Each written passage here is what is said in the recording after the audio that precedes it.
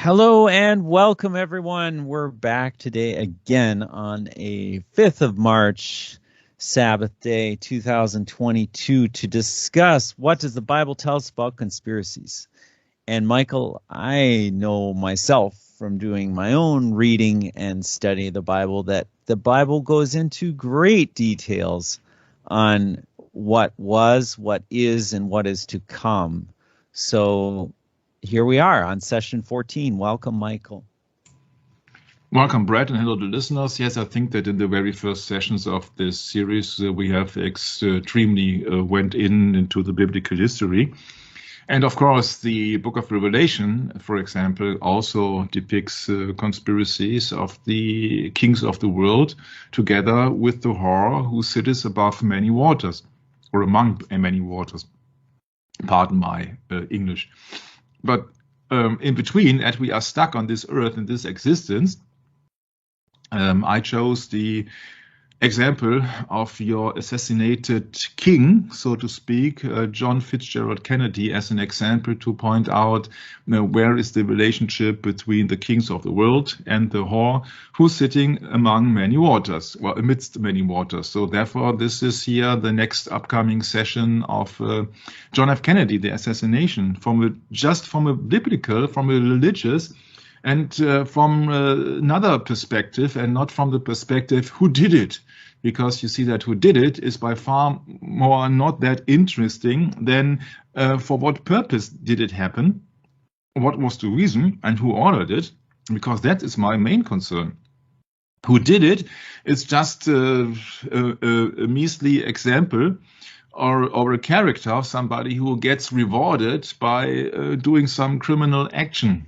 For example, if you hand over somebody a big amount of money, many people will then kill other people or harm any people and steal things, etc. But that's not the intention of the thing. You see, that is just the one who's ordering the assassination, the one who is behind it, the mastermind. That's what is interesting. So that we can prove on that very example of JFK that the Bible is absolutely spot on when it comes down to conspiracies, and absolutely spot on when it comes down to the connection of church and state, because that's what actually happened in the assassination of your 35th president. So this is the next session, 14. In last session, we went on to naming the last session the President of the Century, because it's just 100 years exactly between the election of Lincoln and Kennedy, and between the successor, who also happened to be 100 years apart from that, Lincoln's successor, Andrew Johnson, and Kennedy's successor, also named Johnson, but Lyndon Johnson. Interesting. And there are so many similarities that if you know, and we have explained that last session, that there was a Roman Catholic background in the assassination of your President Lincoln, Abraham Lincoln, then you see that it's very strange, because there are some very strange not coincidences. For example, that Lincoln was shot in a theater and fled, and the assassin fled to a warehouse, and Oswald shot Kennedy from a warehouse and fled to a theater. And it was a cinema, I know, but cinemas are also theaters. So this is very interesting if you compare all the things. Yeah.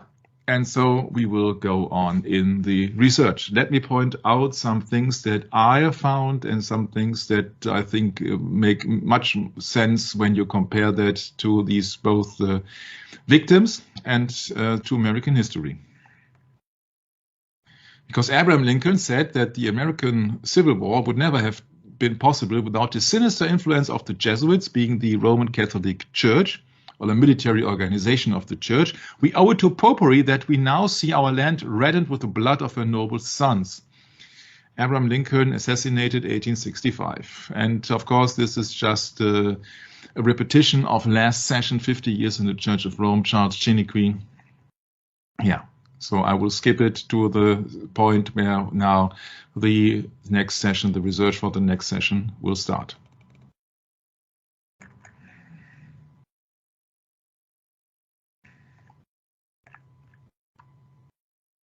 Don't fall for documentaries. The problem with documentaries is they set a path for you to follow, and they will do that very, very, very intelligent with the music, with scripts, with things popping up. And this is a very sophisticated documentary, but it is very much not the truth. For example, this is JFK to 9/11, everything's a rich man's trick. Yeah, but who's the rich man? You see that he's accusing the Nazis. But yeah, that's the problem with it. That's the problem with it. So don't fall for that. We know that John F. Kennedy mentioned a monolithic conspiracy, and this monolithic conspiracy is the Roman Catholic Church. Yeah, and all the people working for the Roman Catholic Church. For example, this Reinhard Gehlen, who happened to be together with the Walpole Donovan to found the CIA, the runner-up of the OSS. And this Gehlen also was one of the most powerful men in Europe. His agents operated in the United States, England, France, and the Middle East, and Israel's Mossad. Yeah, and he was busy for different countries. And as original, he was a Nazi general. Yeah, so he's just exchanging uniforms, but the mental thing which is driving him, the spirit which is driving him, is absolutely the same. That's the satanic spirit, and this is Reinhard Gehlen. Yeah, from the book Spies, a narrative encyclopedia of dirty deeds and double dealing from biblical ties to today. It's a very interesting combination of words. Maybe that's also a very interesting book for you to read if you are going down that path. Because your beloved president has been set up as an idol on several places around the world. Yeah, but I find it very sad that John F. Kennedy best is remembered for being shot, yeah, and not remembered for his politics. And after all the intensive research that I did, I think that he was one of the few presidents who really wanted to do something for the people and not for the, how to say that, not for the government or not for the elite. Yeah, so just for the people. But you see, that's not that what the elite or the government is trying to allow. So once again. Yeah, Michael, I think to sum it up really quick, what happens here in the United States specifically with politics is they want you to be the best double speaker there ever could be. So what you do is you fool the people. You tell them, promise them everything, plus the kitchen sink, and then deliver nothing but lies and just completely deceive everyone. And everyone just goes, oh, well, he tried his best. He couldn't, like all the other presidents, he couldn't get past the bureaucracy or whatever, just double dealing. That's what they do. Yeah, and I'm absolutely in line with that. And I want to point out that when I'm doing JFK on the biblical channel, I'm going into the religious aspect of JFK. I'm doing it I'm doing it totally different from the majority of any documentaries out there, because if I would do so, that would be a total waste of time. I want to hand over valuable, interesting information. And we will have so many circumstantial evidence in the later sessions that I think you won't find that on the internet usually. So I hope that we really can go into JFK as an example. But at the time of the assassination on the 22nd of November 1963, it happened in Dallas. And who were the governor there of Texas, because Dallas happens to be in Texas. And governor means a personal keeper, protector, or guide, so-called a ruler. And the former governor of Texas was a certain Lyndon Baines Johnson, LBJ. Yeah, he was the governor in Texas from 1949 to 1968 in the United States Senate. And he was the one who was profiting from the assassination of Kennedy, as you see here. He was sworn in about 2 hours and 10 minutes later. And he was the vice president, and then he became president. Interesting to know. Yeah, you see, this is the deceased president, and this is Lyndon B. Johnson. And he did not swear on the Bible, but you're not supposed to swear on the Bible anyway. So you only see by that picture here that somebody swears to take an oath. It is absolutely unbiblical. And it is also a confirmation of the session we did before, or some sessions before, on 1 Samuel 7. 1 Samuel chapter 8, verse 7-8, that all these kings are pagan rulers. Do not serve the God, but people want to be governed and ruled as the pagans. Yeah? Therefore, they do everything to contradict the Bible. And there's much more to come. As I said, the king will be killed. But what many people won't know is this gem that I found. Look at this. In the Catholic News Archive, on the issue of 20th October 1961, so during the presidency of John F. Kennedy, when Lyndon Baines Johnson was vice president, 2 years before the assassination, it says, "Honor to Lyndon Johnson, Malta Knight. Vice President Lyndon B. Johnson was presented with the Grand Cross of the Order of the Knights of Malta in recognition to his humanitarian efforts throughout the world." The award was also presented to Senator Kenneth B.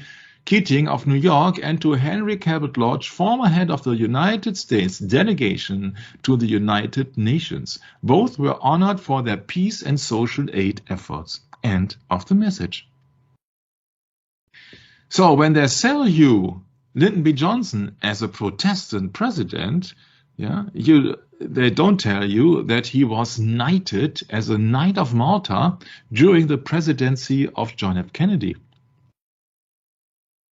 So that is what is really going on behind the curtain. So you got so-called representatives of the state, or you saw so-called politicians, but also Lyndon B. Johnson is a Knight of Malta, Alan Dulles is a Knight of Malta. So many people are knights around that, and you see, knight means that you owe your service to the papacy.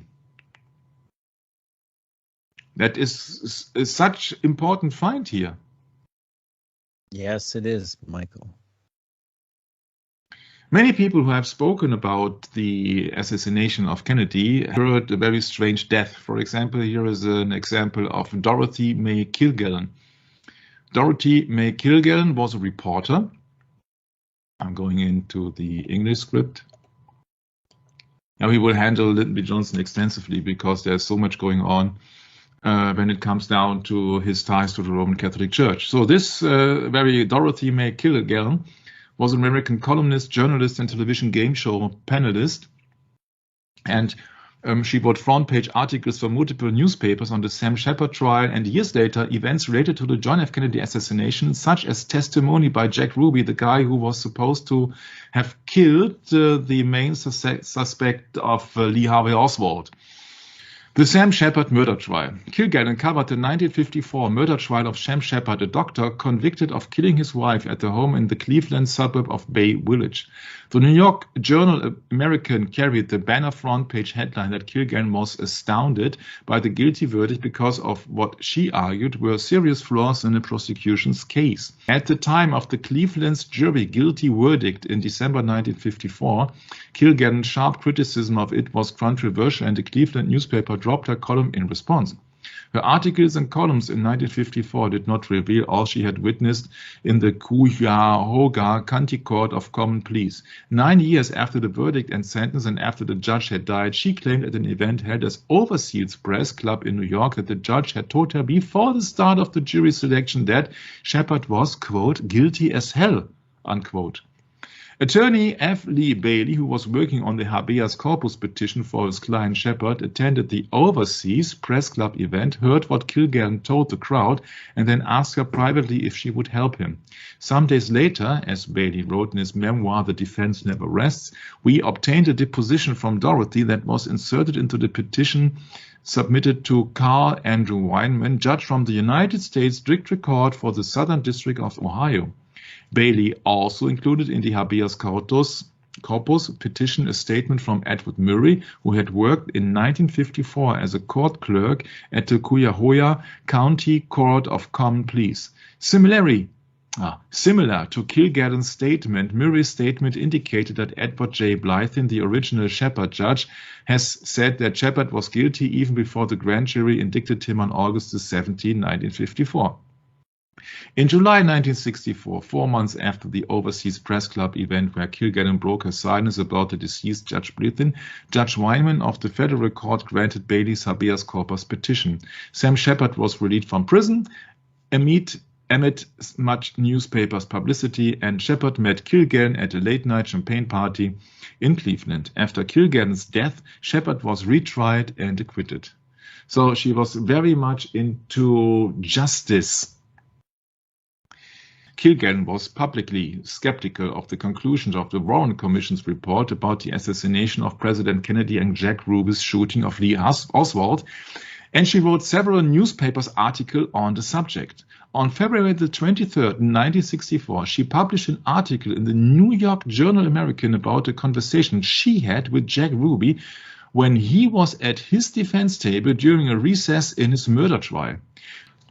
She also obtained a copy of Ruby's June 7, 1964 testimony to the Warren Commission, which she published in August 1964 in 3 installments on the front pages of the New York Journal American, the Philadelphia Inquirer, the Seattle Post-Intelligencer, and other newspapers. Circumstances undetermined, unquote.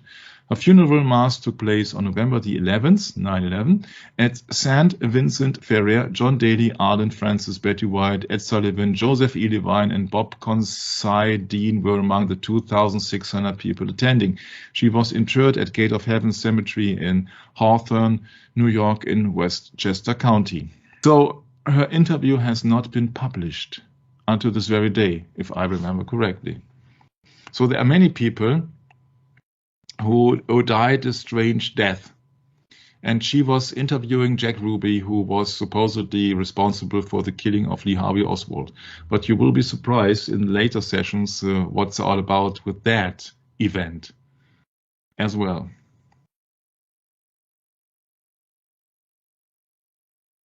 Yeah. So many sources also say that her death has a connection to the big blackout in New York, which happened on the 9th of November 1965. Yeah, well, that was the day of a funeral, wasn't it? Huh? So you have many people, many researchers, and I can only advise you to be very carefully and be very cautious of any documentation, because you don't know if these people are insiders. You don't know what the attitude of these people is, and they put you in your face some interesting information, but many of that is totally distraction. Yeah, it's totally distraction. As you're mixing up everything. You won't never find any documentary on a mainstream channel who goes about the background of the killing of JFK. Never, ever. Yeah, well, people are the majority of people on the Broadway only interested in the killing. The majority of people only interested in gossip, yellow press, and sex rumors, etc. So many people are more interested in Marilyn Monroe than in the assassination of John F. Kennedy, it seems. Yeah. You see that I don't suspect anybody who killed Marilyn Monroe. What I'm convinced of is that it was not a natural death, happened at the age of 36, I think it was. Yeah, many people think it was the brother of John F. Kennedy, because also he was alleged to have an affair with her. But that is not the headline. This is not the big thing when it comes down to JFK. He was not killed because he was killed for other reasons. Yeah, so you can go endlessly in discussions, endlessly, And people will get it from books. People will look upon that because people are fascinated with the story of Monroe. But it is just only that people don't want you to follow the truth. Yeah.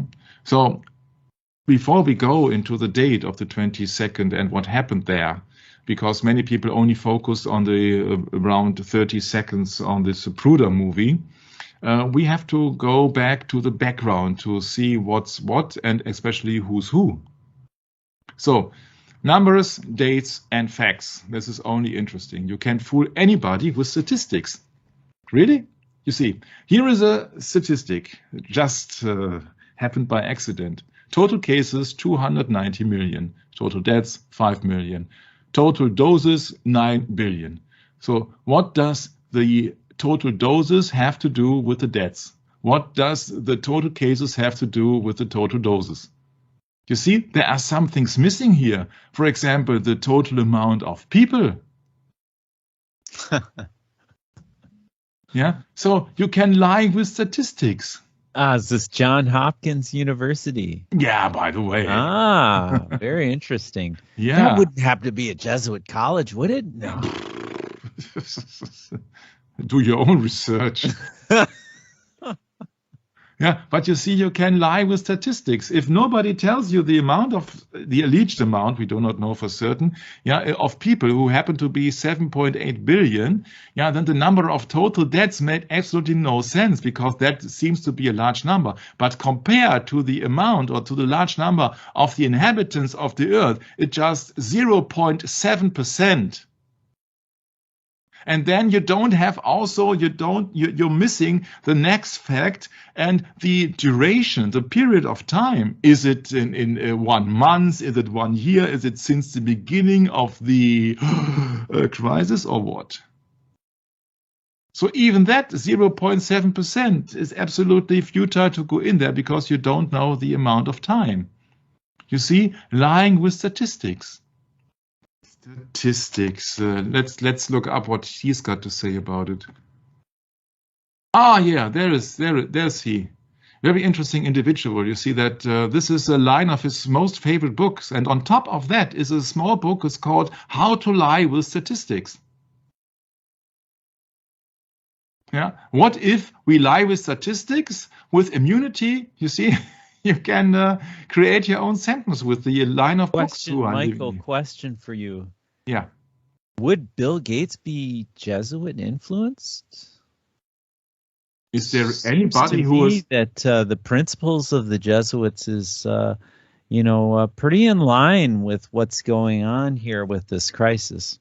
Oh, the end justifies the means. Is there anybody who is successful, who is important, who is influential, and who is filthy rich, who is not Jesuitically trained? Michael, the people, if they haven't read or understood how the extreme oath of the Jesuits came about, how are they going to understand anything about what role the Jesuit order plays in society today? You have to read and study on your own, independently of this channel and other channels.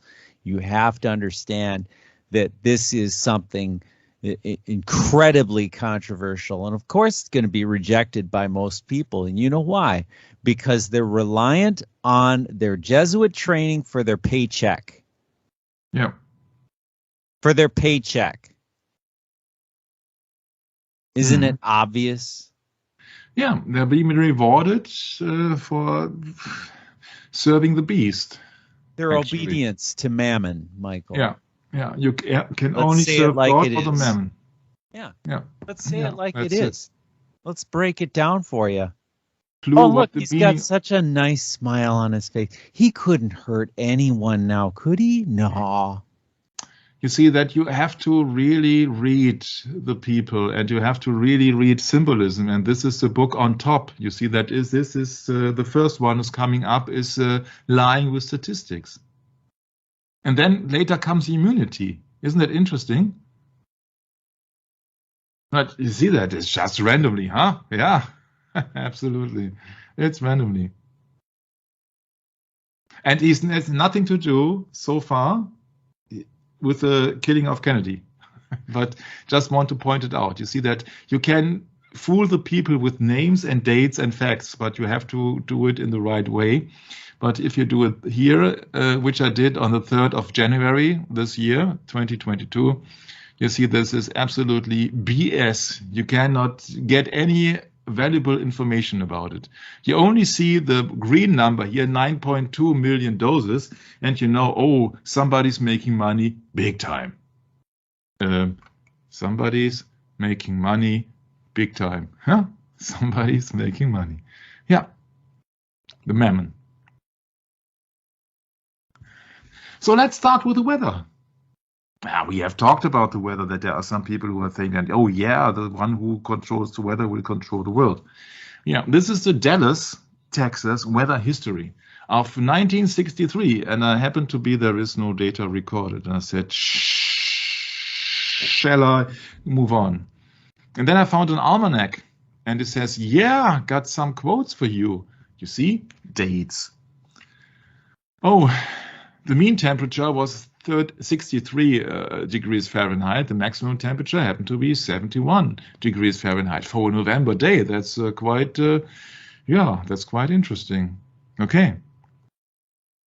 71.7 degrees Fahrenheit. That's quite warm for November. Mm-hmm. And some people think, okay, then I can drive a cabriolet, a convertible. Yeah, this is the former German Chancellor Angela Merkel driving with another politician in Germany with a convertible. Yeah, and she's wearing a pink suit. Yeah, so that is almost the same configuration what happened on November the 22nd in Dallas. Most likely this is happened to be here from a movie. I don't think that is an original photograph, but that's not the point. The point is that also John F. Kennedy was riding in a convertible. Yeah, there were many, many things happening on that day. But imagine if there would be thunder and rainstorm and blizzards and rain pouring. John F. Kennedy could have not been shot allegedly from a warehouse, wouldn't he? So maybe you think that, starting the research on John F. Kennedy, this guy is totally nuts. Let's look it up. There would be far more easy things to do to kill a president than to shoot him from a 6th floor in the back for a target which is moving away from you. So people or assassins or killers, they would have made it quite easily just to drop a grenade into that car, for example, from a bus, or to shoot somebody from a 5-foot distance here. If you see that young lady here, maybe you see that this young lady, we don't know what she's carrying in her bag here, just assuming. And so it is a hard time for me believing that everything was a coincidence, that somebody says, now I have to get rid of that president and I'm doing it from the 6th floor of the Texas School Book Depository. Why it had to happen that way is a very interesting question, and there is a big reason for doing so. But you have to wait almost 10 sessions if we go into this, why it would happen in Dallas, why it would happen there, and why it would happen that way. But you see that to be quite clear on that occasion, if somebody would have the interest of killing the president was not well protected, especially not on that day. Crowds of people waving at the president during a procession. Yep, a procession through downtown Dallas. Oh my. You see, the president has very naive kind of way sometimes, I think. Yeah, you see that if you see that picture here from when he's having his mic or so, and when he's doing a speech, delivering a speech for any promotion, I don't know what year that is, but you see that this president was very naive when it came to protection. Wouldn't you say so? First of all, we know that he suffered from a back injury since he was very young. Then he's standing on a chair. Yeah, and what's this guy doing here? Yeah? So if you really think that somebody would have to wait until Dallas trip of the United States president to get rid of him, I think there were much more easier ways to get rid of him in this crowd or anywhere else, but in Dallas during a motorcade on a promotion tour for the re-election of the presidency. Yeah, this is hilarious, that picture. You see that. Can you imagine now Joe Biden? Okay, it is questionable if Joe Biden would ever access that chair, but the problem is that you see that these were the days where people were very in touch with the audience, with the public, and not so distant like today. So it would be a very easy feat to get rid of Kennedy, one way or the other. Yeah, this is, by the way, this is also a vessel ship, John F. Kennedy. Yeah, which was Christianed, very interesting, by Jacqueline Kennedy. Huh? Yeah, so it has anything to do with war. And that ship was named after the 35th President of the United States, John F. Kennedy, and was nicknamed Big John. And I said, stop. Because Big John happened to be the original title of the Pope. Yeah, you remember that fancy propaganda, anti-Catholic or anti-JFK propaganda, Big John and Little John, when Big John happened to be the Pope or Papa, and Little John happened to be John Kennedy. So when they now say that this ship here is now nicknamed Big John, it is not named after the United States president, but after the Pope. But I think that the majority of people won't get that because they think that Big John, Little John is just a fancy television series. Yeah, but also could be a remark that it is happening, that it has been Christianed to the Pope. It has been Christianed. Huh? Is it in the Bible somewhere depicted that you Christian ships? I don't think so. There were many presidents around who happened to travel in open cars, but there are some cars who had a protection. And these presidential cars are being called presidential state cars. And as John F. Kennedy knew, there were some people behind him because he had many enemies. One to name would be Allen Dulles, just one to name, one to mention. There were several presidential limousines. If you were to compare them, 1961, it's called Lincoln Continental SS100X. Then 1972, that was the car that Carter was using. I think it was Gerald Ford, Ronald Reagan was using.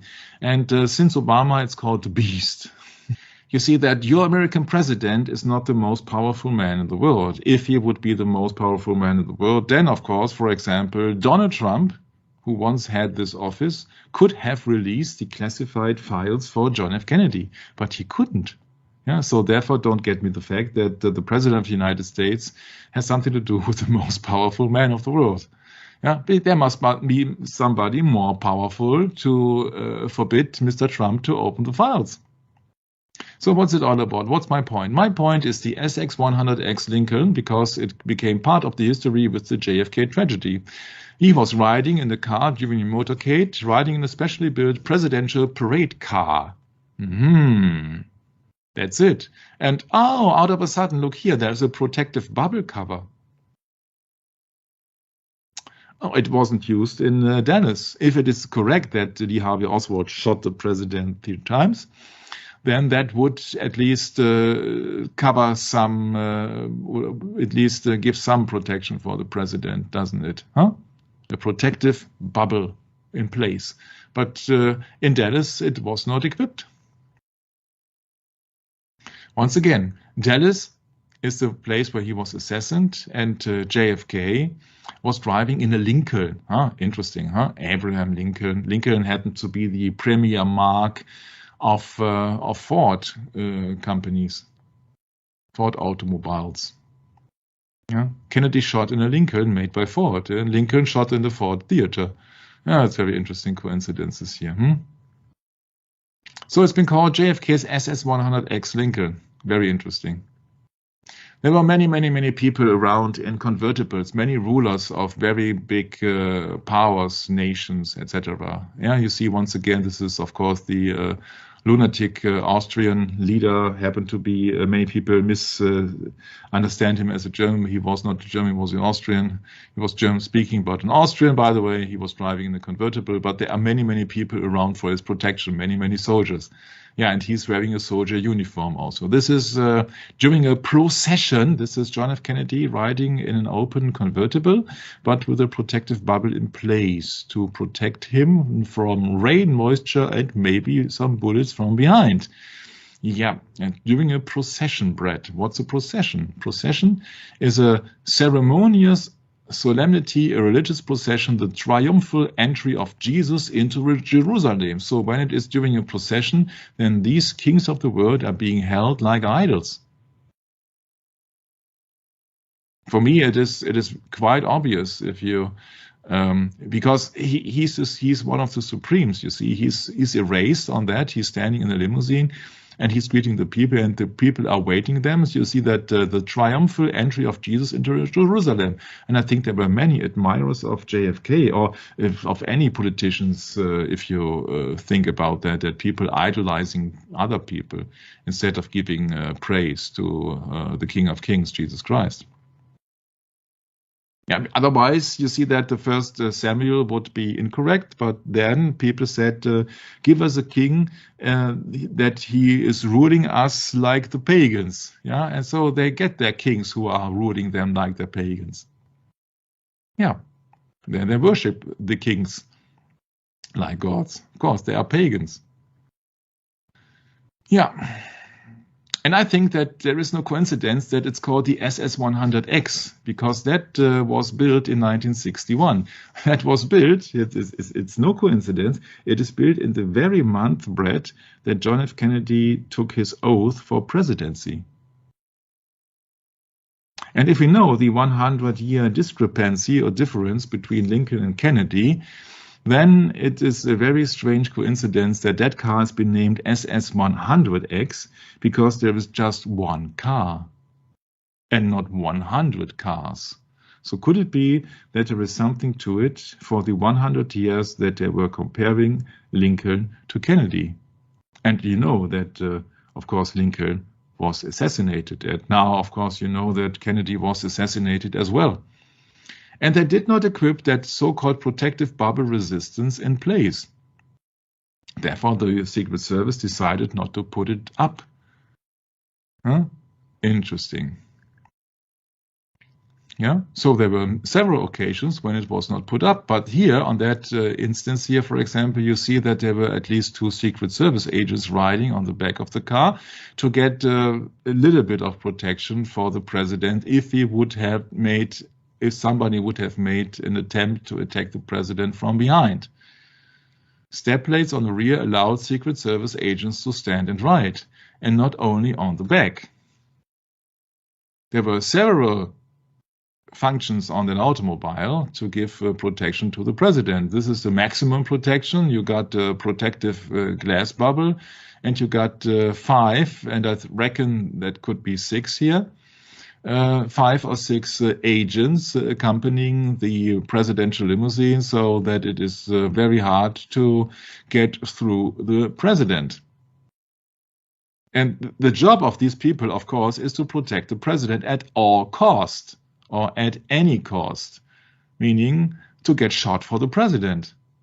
And this limousine has carried the District of Columbia license plate GG300, and there's a special reasons why that this license plate is been mentioned that way, but I think that we will spare that for a later session. The bubble top has been also the name, the complete name of the presidential Lincoln Mercury limousine in 1950 for Mr. Eisenhower. So that very car has been named after the bubble top. So that was not just something which was new or something which was uncommon, but that very car has been mentioned bubble top. So it is very strange that all the protection that the president could have had on that very day in Dallas was not equipped, or simply was not been ordered, or simply failed. Or was there a reason to fail?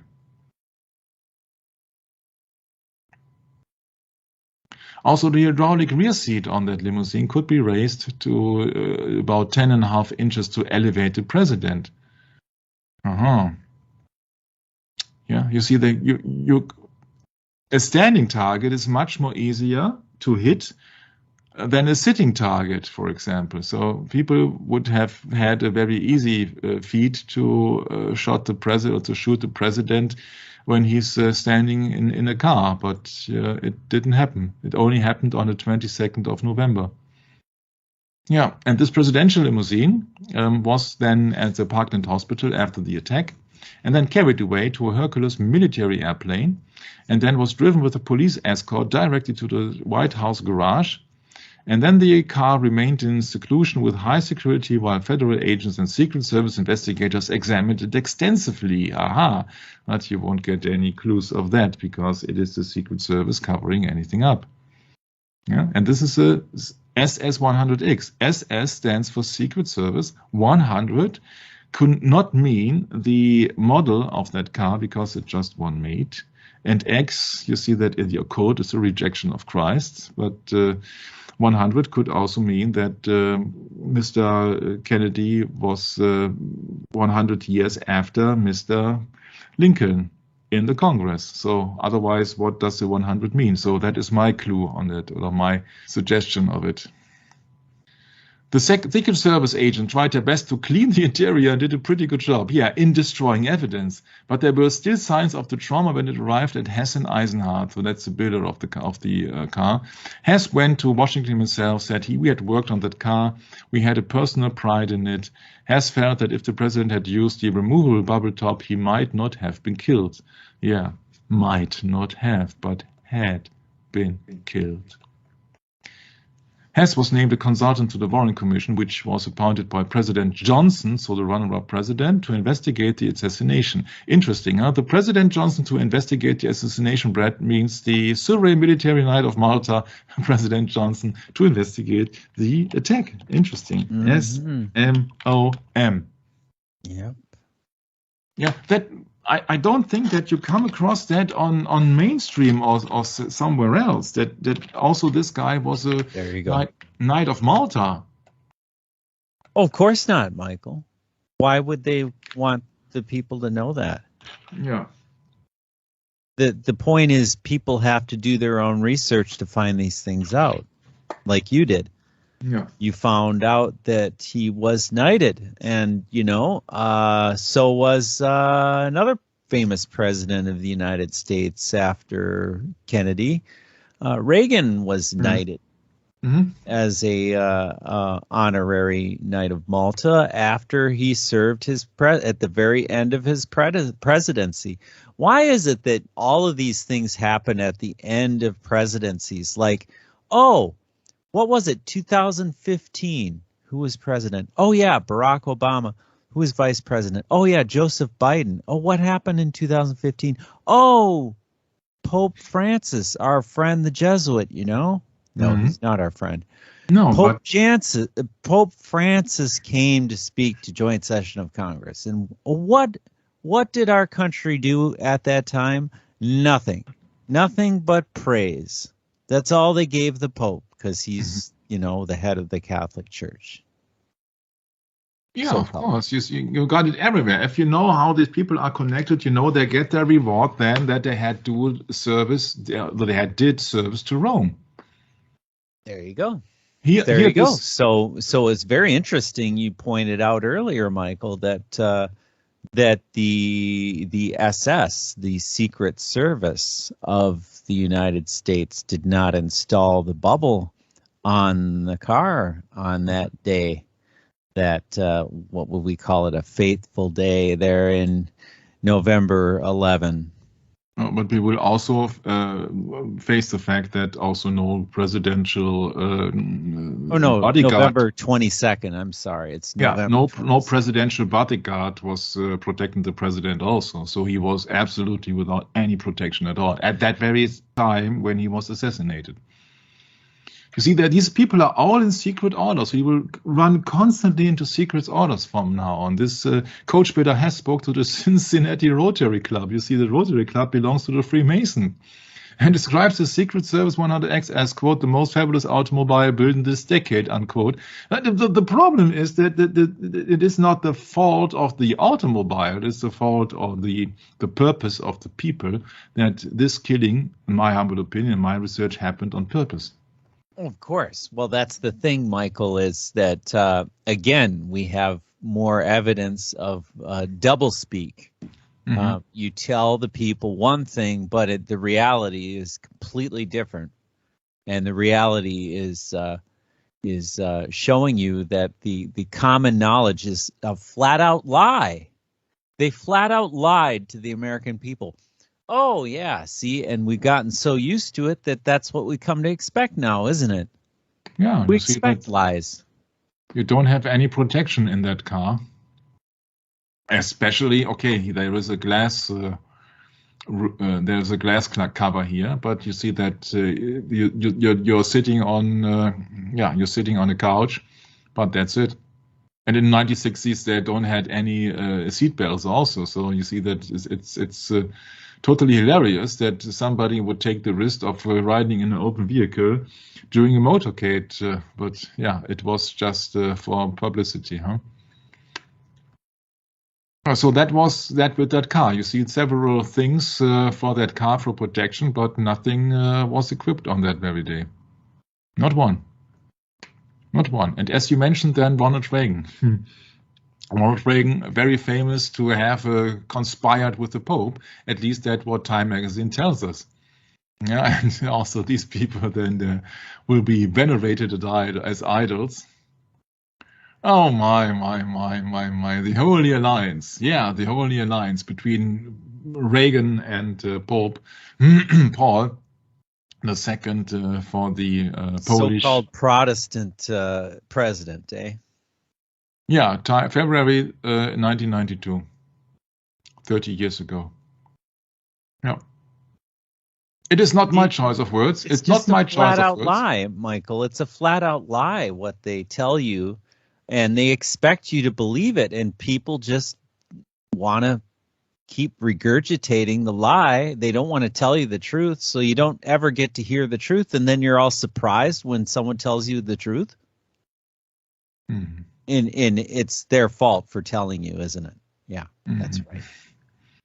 It's not my choice of words. You see the conspiracy between church and state on that regard, huh? Church and state conspiracy in 1992 or 1982. Here they rely on the visit of 1982. So what do you expect 40 years after that, huh? What do we expect?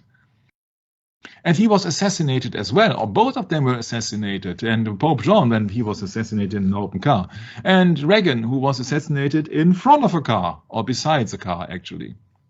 Yeah, but on that example of Reagan, there was alleged bodyguard who then was been hit by the shot, so Mr. Reagan was protected. Now that is very interesting when you compare that, because in the case of the assassination of John F. Kennedy, they tell you there was a so-called single bullet theory or so-called magic bullet theory, which went through Mr. Kennedy and then got into Mr. Connolly and then exited, and then it has also created another wound. Yeah, so by unbelievable luck, only the bodyguard of Reagan was hit, but not Reagan himself. Because if that would be another magic bullet, Brett, then it would have hit Reagan also. Sorry. Well, you know, Reagan is an actor, and so is John Paul II, as far as I'm concerned. Yeah, they're all in actors. this case. Yeah. Because what did the Pope do? He forgave the shooter. You remember this? Yeah, I know. So, in other words, you figure it out for yourself. We're not here to figure No. But the case is, you see that in the case of Kennedy, it was a magic bullet who went through the president and then wounded severely another one. So John Connally, the then governor of Texas in 1963. But when the bodyguard was then protecting Mr. Reagan was protected. It was no magic bullet. Yeah, smoking gun. Oh, there are so many hilarious things. If you really want to use your common sense, you can laugh away many of the claims. When I see Mr. Brzezinski mentioned, then my alerts are on absolutely maximum. Yeah, right. Yeah. You see, there's always a combination from church and state. Yeah, so these are Polish workers. What do they doing here? Huh? What are they doing here? It looks like a religious service here. Oh, my. Religious service, yeah. Yeah, William Casey, CIA chief. Yes, a very interesting article. Not going into this article now here, but it's a very interesting article. And we're talking about 30 years ago, and things are getting worse, and much more worse. Holy Alliance. In that meeting, Reagan and the Pope agreed to undertake a clandestine campaign to hasten the dissolution of the communist empire, declares Richard Allen, Reagan's first national security advisor. This was one of the greatest secret alliances of all time, unquote. Church and state combined. There was a concern, if you remember well from a few sessions ago, Brad, there was a concern of the American public that Mr. JFK could work together with the Vatican, and Kennedy himself said, I'm not the Catholic candidate for presidency. Yeah, and what do we see here? Now we are then 20 years after Mr. Kennedy, then Mr. Ronald Reagan, an actor by himself, was greeting the Pope, and they have made clandestine campaigns and Holy Alliance, according to the Time magazine. Yeah, so times are changing. In 1982 or 1990, nobody was concerned anymore. But in 1960, it was a very big issue with the campaign for the presidency of John F. Kennedy of his religion. Nobody asked Ronald Reagan about his religion when he's being depicted together with the Pope, and then people are putting it up that he did a clandestine campaign together with the papacy.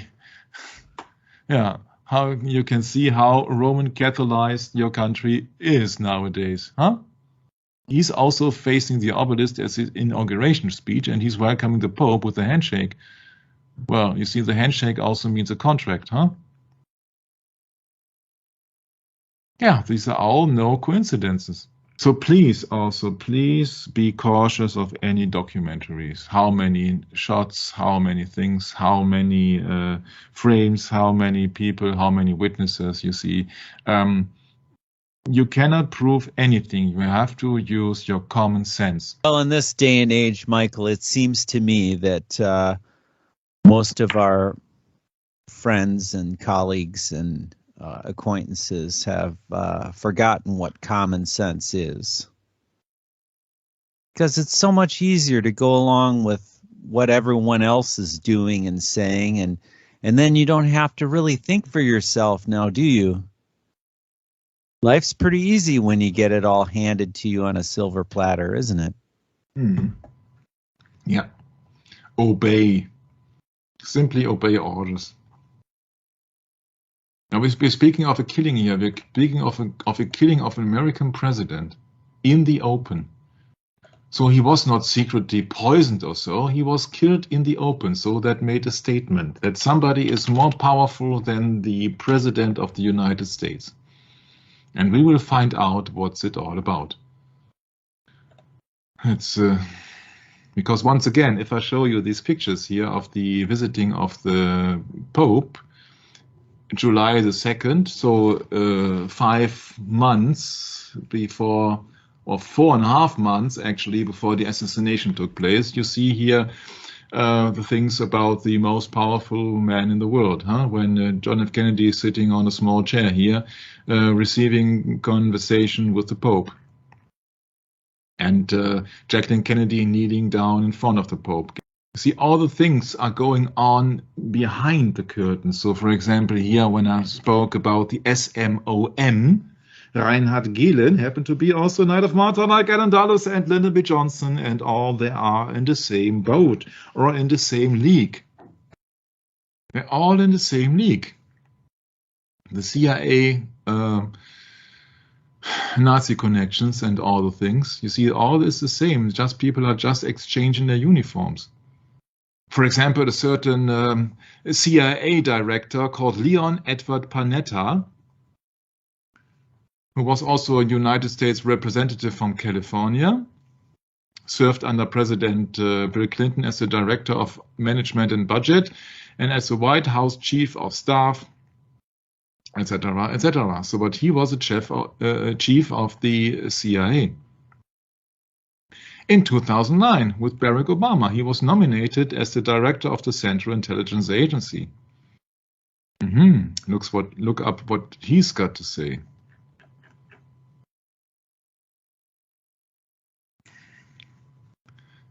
As a director of the CIA, Panetta oversaw the operation that brought down Osama bin Laden. Oh, that's very interesting, and it's also to be questioned.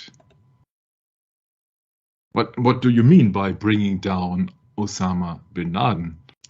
Quote, I needed all of the Jesuit grace and blessings I could get in order to survive in Washington. That's an official statement in front of a university. He says, I needed all the power and blessings I could get from the Jesuits in order to survive in Washington. So that means, that's my explanation. Yep. That's my explanation. If you don't survive in Washington, of course, you die in Washington. If you don't have the blessings of the Jesuits, you do not survive in Washington. That's my explanation of it. So to survive in Washington, you need to have the blessings of the Jesuits. So the Jesuits are running Washington. And I'm talking about Washington, D.C. I'm not only talking about the mayor of the city of Washington or so. He says, I needed all of the Jesuit grace and blessings to survive. Otherwise, he would have not survived. So the Jesuits are running Washington. That's what he is admitting as a CIA chief. So you don't have to assume or conspire or something else. No, he's telling you right away in that video, CIA boss Leon Panetta, I needed all of the Jesuit grace and blessings to survive in Washington, quote unquote.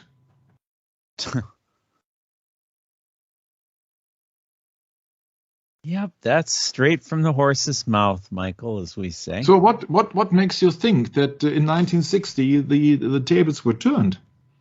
The CIA happened to be founded by Knights of Malta. I quoted now William bin Donovan and Reinhard Gehlen.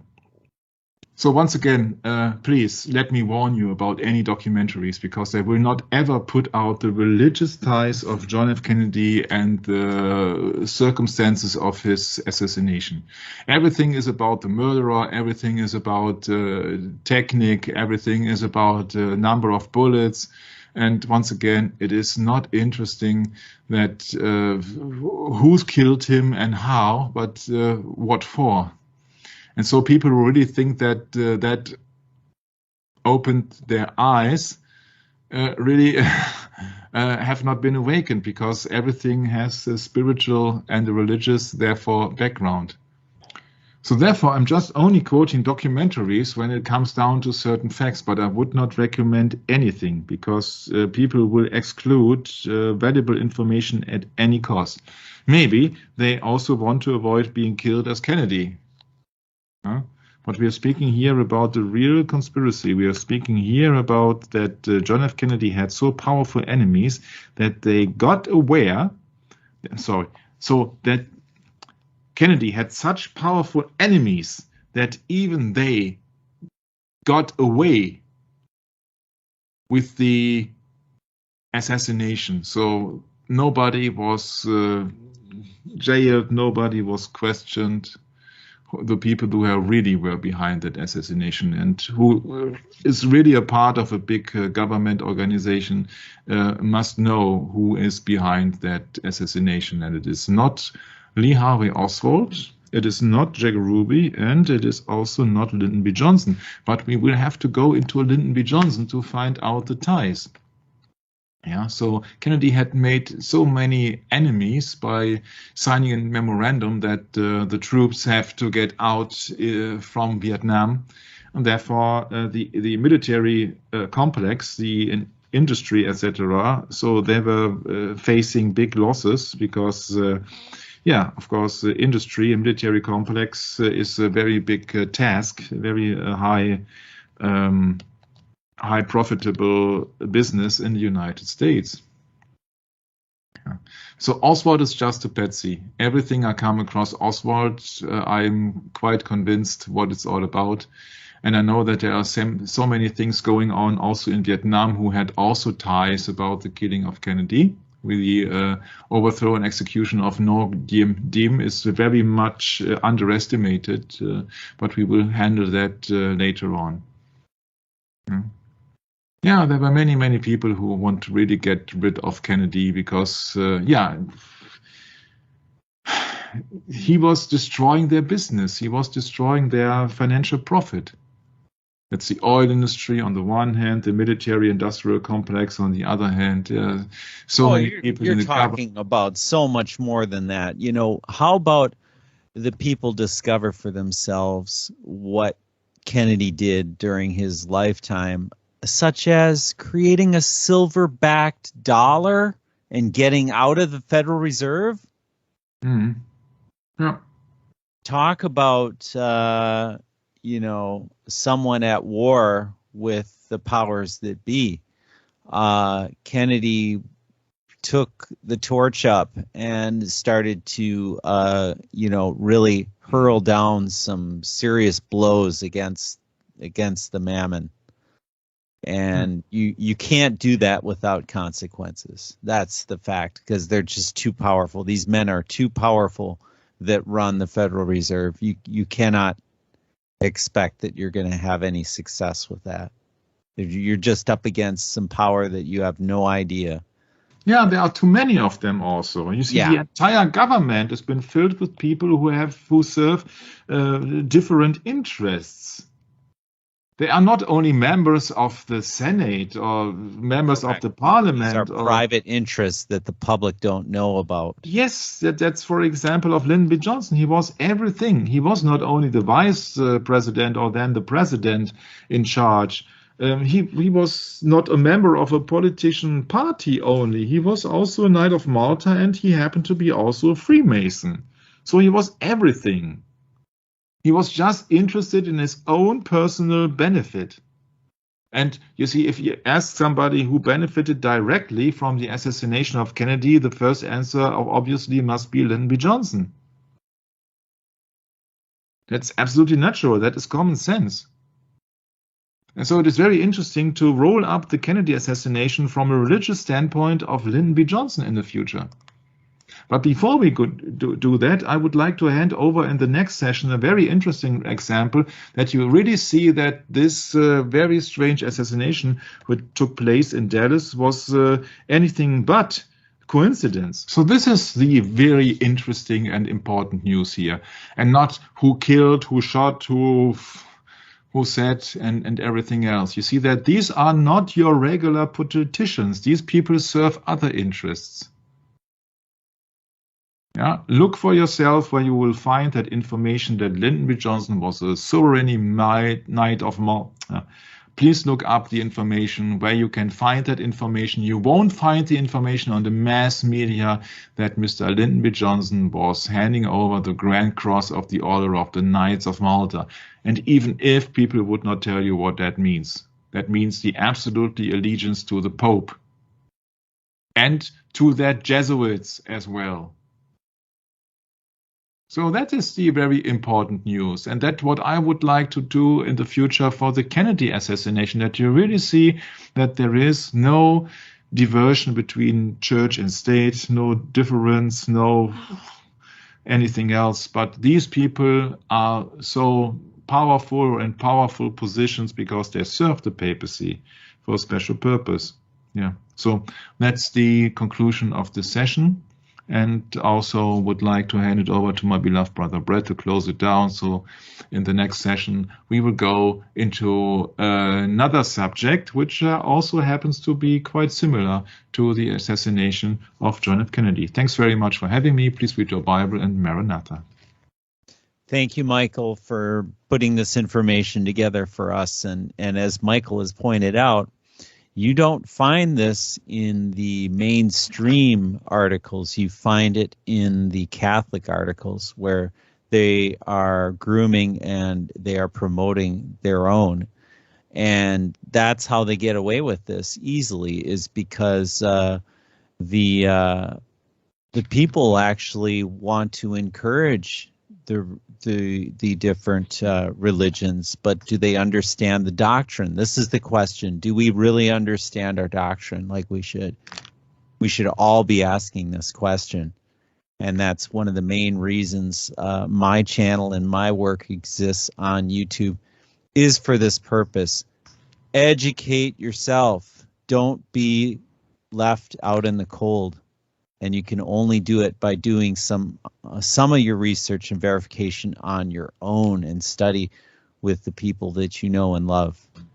And with that, we'll catch up with you next time. Looking forward to that, Michael. God bless and Maranatha.